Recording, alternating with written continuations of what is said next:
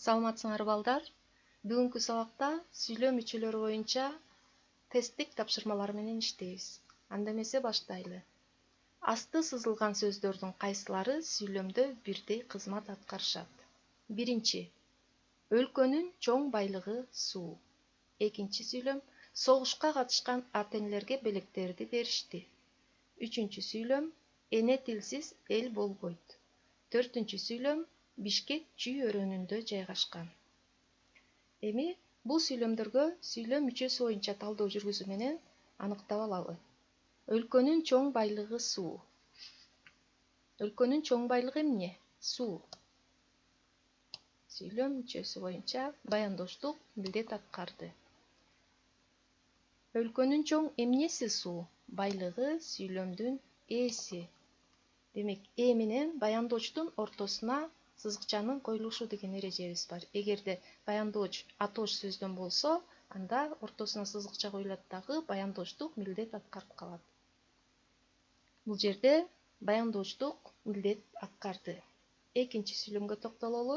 Согушка катышкан ата-энелерге белектерди беришти. Сүйлөмдүн баяндоочун таап алабыз биринчи. Согушка катышкан ата-энелерге белектерди эмне кылышты? Беришти. Сүйлөмдүн баяндоочу кимдер согушка катышкан ата-энелерге белектерди беришти? Алар. Бирок сүйлөмдүн ээси көмүскөдө, бул жерде жок. Бир тутумдуу сүйлөм экен. Кимдерге белектерди беришти? Ата-энелерге сүйлөмдүн толуктоочу. Кайсы ата-энелерге? Согушка катышкан. Аныктоочтук милдет аткарат. Бул жерде асты сызылган сөз аныктоочтук милдет аткарды.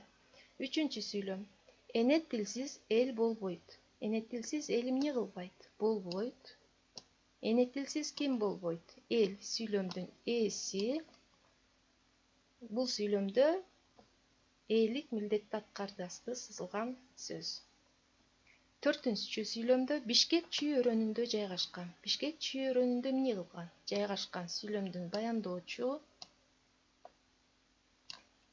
эмне Чүй өрөөнүндө жайгашкан? Бишкек. Сүйлөмдүн ээси кайда? Чүй өрөөнүндө. Бул башкылыштык милдет аткарат экен.